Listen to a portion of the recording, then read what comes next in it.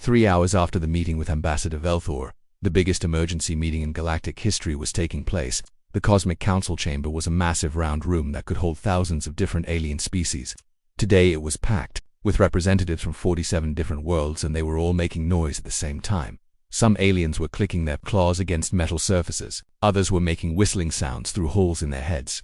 A few were flashing bright lights from their bodies to communicate. The translation computers were working so hard they were starting to smoke from overheating. High Counselor Zethma was the oldest being in the galaxy. His body was made of living crystal that had grown for millions of years. When he wanted everyone to be quiet, he could make his whole body vibrate in a way that shook the entire space station. Today, he had to do this 3 times before the noise stopped. "Order," he said in a voice that sounded like distant thunder. "We will discuss this human situation with the respect and dignity that this council deserves." Ambassador Velthor stood in the center of the chamber on a platform that could be seen by everyone. His see-through skin was still changing colors from confusion and stress. "Honored counselors, I present to you the strangest case in our 10,000-year history. The humans have declared war on their own planet." Loud laughter came from different parts of the chamber. It sounded like a zoo at feeding time because every species laughed in a different way. Some roared, others squeaked, and a few made sounds like breaking glass. Representative Clix of the Merchant Federation had tentacles that were waving around like angry snakes. His species sold things to civilizations across the galaxy, and they thought they had seen everything. "This must be some kind of primitive joke," he said through his translator. "No intelligent species would declare war on themselves." "Actually, we can," and we did. Everyone turned to look at the human section where Dr. Kim Hana was standing up. She wore a simple black suit and carried a briefcase full of legal documents. Next to her, Captain Park Jimin held a computer tablet that contained thousands of pages of paperwork, according to Cosmic Council Resolution 2847. Dr. Kim continued, "Any species that faces complete destruction can ask for protected status under the Galactic Preservation Protocols. However, Section J of that resolution clearly states that protection cannot be given to planets that are controlled by hostile enemy forces." High Counselor Zethma's crystal body dimmed as he tried to understand what she was saying. "Dr. Kim, your planet is not controlled by hostile forces. You are the forces," were Captain Park corrected as he stepped forward. "As of 72 hours ago, the planet Earth was conquered by hostile human military forces. The real legitimate government of Earth has been overthrown and now operates as a government in exile. We are officially requesting help from the Cosmic Council to free our world from these dangerous human invaders." The chamber became so quiet you could hear the air recycling systems working. Even the translator computers seemed confused and kept making small beeping sounds. Counselor Yithka belonged to a species that had evolved to understand laws and rules better than anyone else in the galaxy. Her brain was actually 3 separate brains working together, and they processed legal information like a computer. "Show us your documentation," she said in a voice that had no emotion.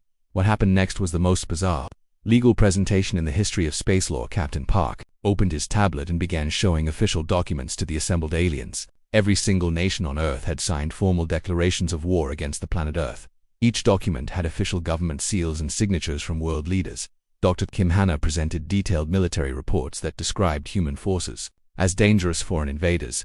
She had maps showing which parts of Earth were under enemy control and which parts were still free. She spoke about human military capabilities like she was describing a completely different species. Lieutenant Lee Tiemann introduced himself as the official representative of the Free Earth government in exile and formally requested military assistance from the Cosmic Council to liberate his homeworld from human occupation.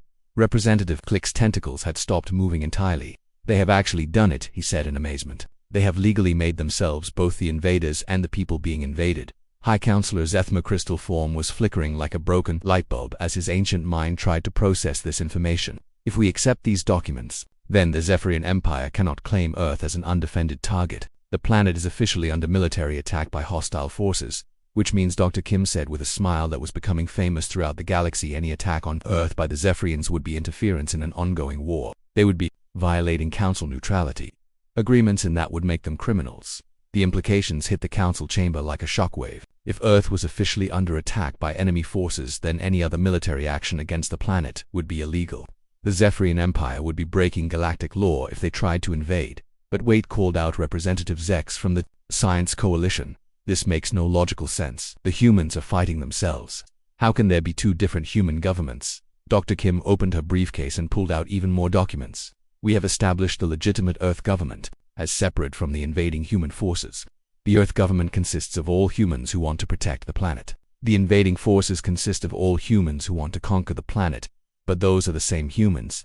Representative Zex protested. Yes, Dr. Kim agreed, but they are acting in two different legal capacities. When we are defending Earth, we are the legitimate government. When we are attacking Earth, we are hostile invaders. We switch roles as needed depending on the military situation. The chamber erupted into chaos, again as different species tried to understand how one group of people could be two different military forces at the same time. The translator computers gave up entirely and started playing elevator music instead of trying to translate. Counselor Yithka Three Brains were working so hard that steam was coming out of her ears. According to strict interpretation of galactic law, she announced, this documentation appears to be legally valid. The humans have successfully created a legitimate military conflict between two human governments that happen to be the same government. Counselor Zethma had presided over wars that destroyed entire star systems. He had seen civilizations rise and fall. He had mediated disputes between species so different they could not even see the same colors. None of his experience had prepared him for this moment. In 10,000 years of galactic law, he said slowly, no species has ever invaded themselves to prevent someone else from invading them. Lieutenant Lee Taman grinned like he had just won the lottery. Well, sir, we figured it was about time someone tried it. Ambassador Velthar's skin had turned a color that was not in any alien biology textbook. He looked around the chamber at all the confused faces and flashing lights and clicking sounds. What do we do now? He asked. High Counselor Zethmer, crystal body pulsed with ancient wisdom and complete bewilderment. We do what we have always done when faced with unprecedented legal situations. We follow the law exactly as it is written, even when it makes no sense at all. And so the Cosmic Council officially recognized that Earth was under attack by hostile human forces and that the human government in exile had a legitimate right to request assistance. It was the first time in galactic history that a species had been granted protection from itself. Representative Click's tentacles started moving again, but very slowly, like he was underwater. I have a terrible feeling, he said, that we have just witnessed the birth of an entirely new form of warfare. Dr. Kim Hanna packed up her documents with satisfaction. Representative Click's welcome to human military strategy. Outside the space station, the Zephyrian Empire fleet was receiving updates about the legal developments. For the first time in their history of conquest, they were being told that their target was off limits, not because it was too well defended, but because it was too confusing. Commander Kong Daeho sat in the debriefing room staring at the blank report form on his computer screen. How do you tell your superiors that you failed to kill 23 human scientists because they turned out to be the most dangerous opponents you had ever faced? The Galactic Enforcement Division headquarters was buzzing with activity as usual. Other assassination teams were coming and going from successful missions. The walls were covered with awards and commendations that the Shadow Blade unit had earned over the years. His team sat around the conference table, each dealing with their encounter with humanity in different ways. Kimin had requested extended leave to reconsider his career options. The sniper who had never missed a target was questioning everything he thought he knew about his profession. Sora was watching human martial arts videos on her tablet. Dr. Lee Gangmin had provided her with an entire library of fighting techniques that she had never seen before. The close combat specialist was learning new ways to kill people from the man who had defeated Herdesong had completely rebuilt all of his equipment using human design improvements. His explosives were now twice as effective and half as dangerous. To handle the demolitions expert was using lessons learned from people he had tried to blow up. Nori had applied for a transfer to the Intelligence Analysis Division. She wanted to understand how humans thought and why they were so different from every other species in the galaxy. The infiltration specialist had become fascinated by the minds she could not hack. General Vex entered the debriefing room with his usual intimidating presence. The four-eyed alien looked at the failed mission report and demanded an explanation. His green skin seemed to darken when he was angry, and right now he looked very dark. Daeho began his report with the basic facts. Mission failed due to inadequate intelligence. Targets were significantly more capable than anticipated. Recommend immediate reassessment of human threat level. But those simple words did not capture what had really happened. The real story was that humans were unlike any species the galaxy had encountered. They did not just fight back against attacks, they studied their enemies and found ways to make everyone involved better at their jobs. They treated warfare like a collaborative research project. General Vex interrupted the report to ask how 23 primitive scientists you had defeated the galaxy's most elite assassination unit. His voice carried disbelief and anger that made the walls vibrate. Daeho tried to explain, but the words sounded impossible even to him. The humans had known the Shadowblade unit was coming. Before they arrived, they had prepared countermeasures for techniques that were supposed to be secret. They had turned the facility into a trap designed specifically to capture and study alien military methods. But the most dangerous thing about humans was not their preparation or their intelligence. It was their ability to learn and improve during combat. Every exchange made them better. Every technique they observed became part of their own arsenal. Jimin tried to explain how Dr. Su had become a better sniper by fighting him. The human woman had learned alien shooting techniques in real time and incorporated them into her own style. She had turned their duel into a masterclass in marksmanship. Sora described how Lee Gang had adapted her fighting moves and used them against her with improvements. The human martial artist had not just defeated her, he had evolved her own techniques and made them more effective. While they fought, Tizong explained how the humans had reprogrammed his explosives and then shown him better ways to build them. The research team had out-engineered alien technology using methods they had invented during the battle. Nuri reported that human computer systems had learned her hacking techniques and used them more effectively than she could. The artificial intelligence had not just defended against her attacks, it had incorporated her methods and improved them. General Vex listened to these reports with growing confusion. How could a primitive species defeat advanced alien technology? The humans had barely discovered space travel, yet they were somehow superior to soldiers with decades of experience. Idaho explained that humans had one advantage that no other species possessed. They never stopped getting better. Every challenge made them stronger. Every defeat taught them something new. Every enemy became a teacher, whether they wanted to or not. The Shadowblade unit had fought opponents who were stronger, faster, smarter, and better equipped, but they had never faced enemies who improved during the fight. Humans turned every battle into a learning experience that made them more dangerous. General Vex demanded to know why the team had not completed their mission despite these difficulties. He wanted to know why elite assassins had retreated from scientists who were supposedly inferior in every way. Idaho took a deep breath and delivered the part of his report that would change galactic policy toward humans. The research team had not just defeated the Shadowblade unit, they had recruited them. The humans wanted to hire the assassins as military consultants. The job offer was still open and included benefits that no other employer had ever provided. The humans offered triple pay, advanced training programs, and the opportunity to keep getting better at their profession. The enemy wanted to help them become more effective. Kalerjaman spoke up to support his commander report. He explained that Dr. Su had taught him more about sniping in one day than he had learned in years of training. The human expert had shared knowledge that made him a better soldier. Sora added that Gangman fighting techniques had improved her combat abilities in ways she never thought possible. The human martial artist had shown her weaknesses in her own style and provided solutions to fix them. Tasing confirmed that human engineering had made his explosives more effective and safer to use. The research team had improved alien technology using principles that did not exist in galactic database. Nuri reported that human computer programming had advanced her hacking skills beyond anything she thought possible. The artificial intelligence had taught her methods that made her one of the best infiltration specialists in the galaxy. General Vex stared at the team in disbelief. Elite assassins were praising the people they had failed to kill. The galaxy most feared soldiers were asking permission to work for their target. Idaho delivered his final recommendation. The Galactic Council should not view humans as a threat to be eliminated. Instead, they should be approached as potential partners. Humans had demonstrated abilities that could benefit every species in the galaxy. The report concluded with a warning that every military leader needed to understand.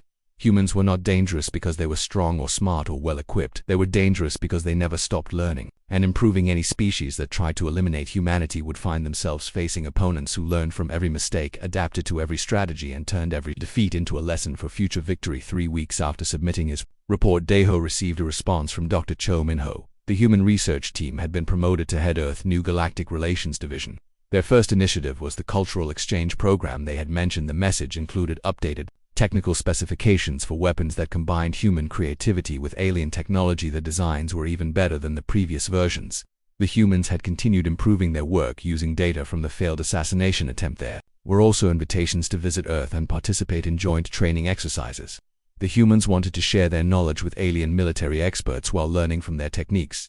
The enemy was offering to make everyone better at warfare. Idaho looked at his team and made a decision that would define the rest of his career. He submitted his resignation from the Galactic Enforcement Division and accepted humanity offered to become military consultants. 6 months later, when a group of alien assassins was sent to deal with a human problem, they found themselves facing opponents who had been trained by the Shadowblade unit. The humans had learned everything the galaxy best killers could teach them and improved upon. The new assassination team discovered that humans had incorporated alien techniques into their own fighting styles. The research facility was now defended by soldiers who combined human adaptability with the best methods from dozens of different species. The galaxy military leaders finally understood why elite killers were running scared. It was not because humans were stronger or smarter or better equipped. It was because humans turned every enemy into a teacher, every defeat into a lesson, and every threat into an opportunity to become more dangerous. They were just humans, but that was exactly what made them the most terrifying opponents in the galaxy.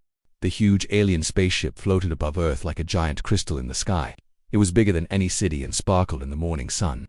The ship had been there for 3 days now, and people all over the world were watching it on their television screens. Inside the spaceship, Captain Park Jimin sat in a big room with white walls that seemed to glow from the inside. He wore his best military uniform with all his medals shining. Next to him sat Dr. Kim Hana, who was the smartest person on Earth when it came to studying aliens. She had thick glasses and always carried a notebook full of important information. Across from them sat Ambassador Velthor, who was the strangest-looking creature either human had ever seen. He was tall and thin like a stick, but his skin was see-through like colored glass. He had 6 eyes that could move around separately, and right now they were all looking at the humans with confusion. His skin kept changing colors from blue to purple to green and back again. The ambassador had been sent by something called the Cosmic Council, which was like the United Nations but for the whole galaxy. He had come to Earth to give humanity a very important message. Captain Park cleared his throat and spoke in his most official voice. Ambassador Velthor, we want to thank you for coming all this way to talk to us. We know you have something very important to tell us about our future. The alien's skin turned a worried shade of purple and all 6 of his eyes focused on the captain. Yes, Captain Park, I do have important news. The Zephyrian Empire is coming to your world. They are a very powerful and dangerous species that has already taken over 47 different star systems. They destroy everything in their path and make slaves of any survivors. Dr. Kim Hannah wrote something quickly in her notebook. How long do we have before they arrive, Ambassador? The alien's skin got even more purple. 6 months, maybe 7 at the most. Their war fleet is already moving toward your solar system. This is why the Cosmic Council has sent me here today. We want to help your species survive. Captain Park leaned forward in his chair. What kind of help are you talking about, Ambassador? We have found 3 beautiful planets in a distant part of the galaxy where humans can live safely. The air is good, the water is clean, and there are no dangerous predators.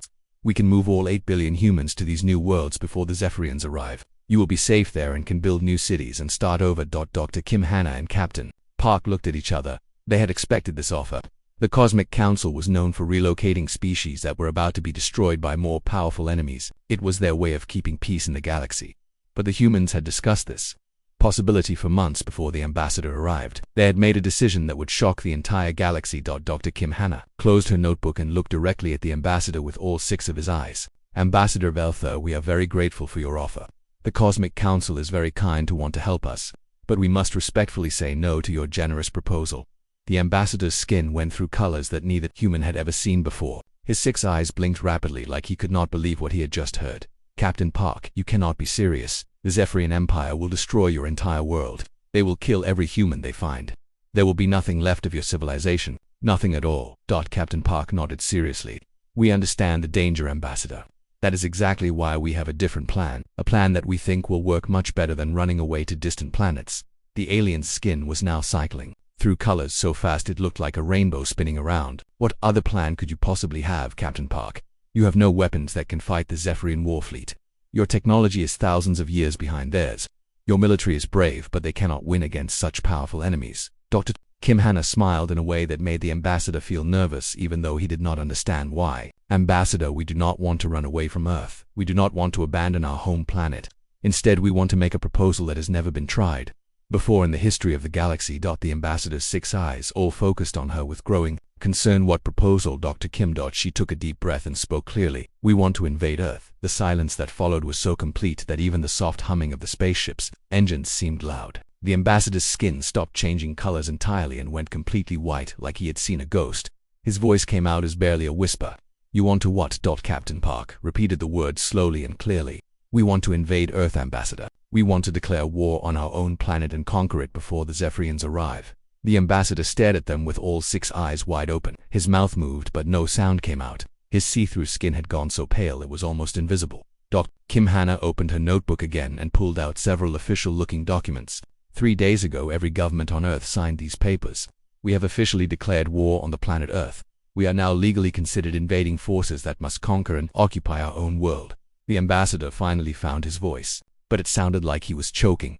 This is impossible. You cannot declare war on yourselves. You cannot invade your own planet. This makes no sense at all. Lieutenant Lee Temin, who had been quiet until now, spoke up with a big grin on his face. Actually, Ambassador, it makes perfect sense once you understand galactic law. You see, we have found a loophole. The ambassador's skin started changing colors again, but now it was cycling between confusion and panic. A loophole in what? Captain Park pulled up a holographic display that showed all the legal documents they had prepared. According to Cosmic Council laws, the Zephyrian Empire cannot attack a planet that is already under military occupation by hostile forces. Since we have officially declared Earth to be occupied by enemy human forces, the Zephyrians cannot legally invade. Dr. Kim Hannah added with growing excitement. We have made ourselves both the invaders and the defenders. We are the enemy forces occupying Earth, and we are also the legitimate government asking for help to liberate our world from these enemy forces. The ambassador looked like his brain was going to explode. His 6 eyes were spinning in different directions and his skin was now flashing between so many colors it hurt to look at. You have made yourselves the enemy. You are asking for help to fight against yourselves. You want to liberate your own planet from your own occupation. Exactly, Captain Park said with a smile. And since we are now officially at war with ourselves, any attack by the Zephyrians would be interference in an ongoing military conflict. That would violate every peace treaty in the galaxy. The ambassador sat in stunned silence for a full minute while his skin slowly returned to a normal blue color. Finally he spoke in a voice full of amazement and terror. In 10,000 years of galactic history, no species has ever thought to invade themselves to avoid being invaded by someone else. Lieutenant Lee Temin grinned even wider. Well, Ambassador, there is a first time for everything. Outside the window, Earth continued spinning peacefully in space, completely unaware that it had just become both the most clever and most confusing military target in the entire galaxy. The invasion of Earth began on a Tuesday morning at exactly 9 o'clock. It was probably the most polite military operation in the history of the galaxy. General Park Min-ho stood in the command center of his flagship watching dozens of screens that showed human spaceships surrounding their own planet. Status report, he called to his assistant, Major Kim So-mi, who was trying very hard not to laugh while reading from official military documents. Sir, I attack. Wave has successfully surrounded Earth. The defending human forces are putting up resistance as planned. They are also us, sir, so they know exactly what we are going to do next. On the main viewing screen, Admiral Cho Yun-ho appeared. He was commanding the Earth Defense Forces, which meant he was supposed to be the enemy. He looked very serious, even though everyone knew this whole situation was completely ridiculous. General Park, this is Admiral Cho speaking for Earth Defense Command. We demand that you stop this unprovoked attack on our peaceful world immediately, Admiral. General Park replied with equal seriousness, I am afraid we cannot do that. Our mission is to liberate Earth from human occupation. Please prepare your forces for boarding operations. The boarding operations turned out to be the strangest military action anyone had ever seen. Human soldiers from the Liberation Fleet would fly over to Earth's defense ships in small shuttles. When they arrived, the defending soldiers would greet them with hot coffee and fresh sandwiches. They would then have polite conversations about the weather while officially surrendering. The captured defenders would be taken to comfortable prisoner quarters where they had soft beds and good food. After a few hours, they would be released on something called parole, which meant they promised to continue doing their jobs defending Earth. Dr. Kim Hanna was now serving as chief intelligence officer for the Liberation Fleet. Her job was to send regular reports to the Cosmic Council observers, who were watching this war with growing amazement and confusion.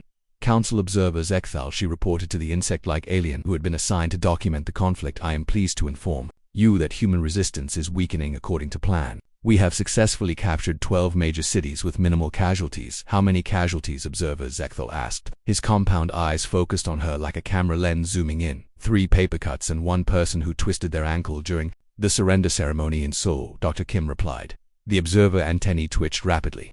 Dr. Kim, this is the most unusual military conflict I have ever witnessed. Your species appears to be conducting the politest invasion in galactic history. What made everything even more strange was that the civilian population of Earth had decided to make the whole thing into a giant party. Cities held elaborate surrender festivals with parades and fireworks. Children played new games called Liberation, Fleet versus Earth, Defense, which looked exactly like their old games of cops and robbers. The global economy actually got better during the war because the fake military operations required so much cooperation between different countries. Nations that had been enemies for centuries were now working together to plan their own invasion. Meanwhile, the Zephyrian Empire was watching from the edge of the solar system and getting more frustrated every day. Fleet Commander Thaxmore had brought 300 of the most powerful warships in the galaxy to conquer Earth. Instead, he found the planet already under attack by its own people. This is impossible, Thaxmore raged to his tactical officer. How can we conquer a world that has already been conquered by the same species? We came here to conquer. Sir, his aide replied very carefully, according to galactic law, we cannot interfere in an ongoing military operation between 2 legitimate governments. That would be considered an act of war against the Cosmic Council itself. Thaxmore's scaled hide turned bright red with anger. They are the same government, the same species, the same planet. How can they be fighting themselves? Yes, sir, but the paperwork says they are different. The law is very clear about this. As the war entered its 2nd week, something unexpected began to happen. Other alien species started asking to meet with human representatives. They were not interested in the fake war. They wanted to talk about trade agreements, cultural exchanges, and military cooperation. The galaxy was beginning to realize that any species smart enough to legally invade itself might have other creative solutions to offer for their problems. Captain Park Jimin was now working as a liaison between the Liberation Fleet and the Cosmic Council. Every day he received requests from civilizations across the galaxy. The Terran Republic wanted advice on government restructuring. The Aquatic Collective was interested in human conflict resolution methods. Even the mysterious Silicon Minds wanted consultations on creative legal interpretation. You know, he told Dr. Kim Hanna during one of their daily strategy meetings, "I think we might have accidentally become the galaxy's most popular legal consultants." She laughed while looking out at the stars where human ships continued their elaborate dance of pretend warfare. Sometimes the best way to avoid a fight is to start fighting yourself first. Back on Earth, the war was going exactly according to plan. The Liberation Fleet had captured major cities across 6 continents. The Earth Defense Forces had conducted what military historians would later call the most strategic retreat in human history. Every battle was carefully choreographed to look real while ensuring nobody actually got hurt. The most popular television show in the galaxy had become Earth Liberation Network, which broadcast live coverage of the war 24 hours a day. Alien species across 17 different star systems were following the conflict like a soap opera. Betting pools had been established on which human side would win. The Liberation Fleet was currently favored by 3-to-1 odds, which made General Park very proud, even though he was not supposed to want his own forces to lose. The strangest part was that the war was actually making humans better at working together. Military units that had never cooperated before were now coordinating complex operations. Scientists from different countries were sharing research to make the fake battles look more realistic. Even politicians were getting along better because they all had the same goal of making their invasion successful. Emperor Zental of the Zephyrian Empire was receiving daily reports about the war and getting angrier each day. His medical staff had never seen a case of strategic headache as severe as what their emperor was experiencing, Your Majesty. Strategic advisor Kexmil reported, "Our analysis shows that the human military conflict is proceeding normally. Both sides are following established protocols for planetary invasion and defense." The emperor, for eyes glowed with frustration. "Advisor, they are the same side. There are no 2 sides. It is one species fighting itself for no reason." "Actually, Your Majesty, there appears to be a very good reason. By fighting themselves, they have made it impossible for us to fight them." The emperor headache got worse. "Are you telling me that we cannot conquer Earth because the humans got there first?" "That is correct, Your Majesty. They have successfully invaded themselves before we could invade them. And so, the Zephyrian Empire found itself in the most embarrassing position in their military history. They had traveled across the galaxy with the most powerful war fleet ever assembled, only to discover that their target had beaten them to their own conquest. The war continued for another week with daily battles that looked impressive on television, but caused less damage than a typical sporting event. It was becoming clear that humanity had discovered something remarkable about warfare. Sometimes the best way to win a war is to make sure you are fighting the right enemy at the right time, for the right reasons. And sometimes the right enemy is yourself. The breakthrough came when Emperor Zental did something that no Zephyrian ruler had ever done in their species' 10,000-year history of conquest. He asked for a meeting. Not a surrender demand or a conquest negotiation, but an actual conversation between equals. The meeting took place aboard the neutral space Station Harmony Rest in the same chamber where the human invasion had first been presented to the Cosmic Council. Emperor Zental was an impressive figure whose scaled armor showed the scars of 100 battles. He sat across from President Lee Haniel, Dr. Kim Hanna, and Captain Park Himin. "I have come to understand," the Emperor began, "that your species possesses a form of strategic thinking that my military computers cannot analyze, comprehend, or predict." President Lee bowed her head respectfully. "Your Majesty, we appreciate your willingness to meet with us face to face. We understand that our methods may seem unusual to other civilizations." "Unusual?" The Emperor's laugh sounded like rocks grinding together in an earthquake. "You declared war on yourselves to avoid being conquered by us. You have legally made your entire species into enemy combatants, fighting against your own planet. My strategic computers have completely given up trying to calculate victory conditions for this conflict." Dr. Kim Hanna leaned forward slightly. "Your Majesty, may we ask what the Zephyrian Empire hoped to gain from conquering Earth?" "Resources, territory, strategic positioning." The Emperor's response was automatic. He had given the same answer for 1,000 different conquests over the centuries. "And how many Zephyrian soldiers were you prepared to lose in the invasion?" "Casualties were anticipated to be significant. Your species has demonstrated that humans can fight with great courage when defending their homes." Captain Park spoke up. "Your Majesty, what if we told you that everything you wanted from Earth could be obtained without losing a single Zephyrian life or firing a single weapon?" The Emperor, four eyes focused intently on the human captain, continued. What followed was perhaps the most unusual business proposition in galactic history. The humans offered the Zephyrian Empire a 20-year contract for resource extraction rights, territorial leasing agreements, and strategic base operations. In exchange, the Empire would provide military protection for Earth against future threats, and share their advanced technology. "That you are offering to give us what we came here to take?" the Emperor asked. "We are offering to sell you what you plan to steal," President Lee corrected, "with the added benefit that you get willing partners instead of resentful slaves who will rebel against you at the first opportunity." The negotiations took 3 days, during which the Earth's Liberation War continued its polite course. Human forces made steady progress in their conquest of human territories, while human defenders mounted increasingly creative forms of resistance, including a surrender festival in Tokyo that lasted 14 hours and required the consumption of several thousand pounds of sushi. The Cosmic Council watched these proceedings with fascination that bordered on obsession. High Counselor Zethma had been forced to create an entirely new category of conflict in the official record's mutually consensual self-invasion with positive economic outcomes. When the agreements were finally signed, something remarkable happened. The Earth Liberation War ended not with victory or defeat, but with reconciliation. The Liberation Fleet and Earth Defense Forces held a joint ceremony where they celebrated the successful defense of humanity through the innovative strategy of attacking it. Emperor Zental found himself signing trade agreements instead of conquest orders. More surprisingly, he discovered that he actually preferred business negotiations to military campaigns. The Zephyrian Empire began its transformation from a conquering military state to an interstellar trading consortium with humanity as their primary advisors on creative problem-solving. 6 months later, Captain Park Jimin stood in the same conference room where the crisis had begun, but now it was filled with representatives from dozens of species, seeking human advice on various seemingly impossible problems. The Crystalline Collective wanted to help resolving a territorial dispute that had lasted 3,000 years. The Machine Intelligence Network needed assistance with a logic paradox that was preventing them from making important decisions. The Aquatic Federation requested consultation on a trade war that was disrupting their entire economy. Ambassador Velthar, whose skin had finally settled into a stable blue-green color that indicated contentment and mild amusement, approached Captain Park with genuine curiosity. "Captain, I must ask, was any of this planned from the very beginning?" Jimin smiled while looking out at the stars, where human ships now flew alongside vessels from across the galaxy, all displaying the emblem of the newly formed Galactic Creative Solutions Alliance. Ambassador,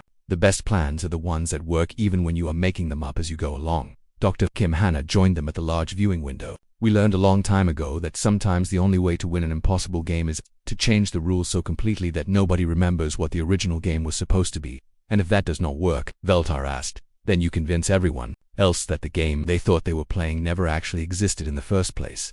Outside the viewing window, Earth continued its peaceful rotation, now officially recognized by the Cosmic Council as both the most successfully invaded and most successfully defended planet in galactic history. The Liberation Memorial in Geneva had become a popular tourist destination where visitors could see the monument dedicated to humanity. Greatest victory over humanity. The Zephyrian Empire had become humanity's closest allies, and Emperor Zental had but heard to say that conquering the humans would have been a complete waste of perfectly good military equipment. Instead, he now employed human strategic consultants who had solved several of his most persistent territorial disputes through creative applications of bureaucratic innovation. As for the humans themselves, they had accidentally become the galaxy's premier diplomatic problem solvers, with a waiting list of civilizations requesting their services. Their methods remained unconventional, but their success rate was absolutely undeniable. The Earth Liberation Network had evolved into the Galactic Solutions Broadcasting System, which provided entertainment and educational programming to species across 40 different star systems. The most popular show was called How Humans Think, which featured real human problem-solving sessions that other species watched with the same fascination that humans might watch nature documentaries about. Alien Wildlife. President Lee Haniel had been elected as the first Director General of the Galactic Creative Solutions Alliance, an organization that now mediated disputes, resolved conflicts, and provided innovative solutions to problems across the known galaxy. Dr. Kim Hanna had become the galaxy-leading expert on xenopsychology and had written several best-selling books, including Why Normal Solutions Do Not Work and The Art of Strategic Confusion. Sometimes, when faced with an impossible situation, the best solution is to make the impossible situation work for you instead of against you. Humanity had turned the threat of conquest into the foundation of a galactic alliance, and they had accomplished this by being so uniquely human that no one else in the galaxy could predict what they would do next. In the end, that unpredictability, who had become their greatest strength and their most valuable export. The galaxy was a more interesting place because humans had taught everyone that there was always another way to solve any problem. You just had to be willing to think differently about what the problem actually was. The Cosmic Council had even established a new award called the Human Solution Prize, which was given annually to the most creative resolution of an impossible situation. The first winner had been humanity itself for successfully invading themselves to prevent someone else from invading them. It was exactly the kind of recognition that made perfect sense once you understood how humans thought about things, which most of the galaxy was still trying to figure out, and that was probably exactly how the humans liked it.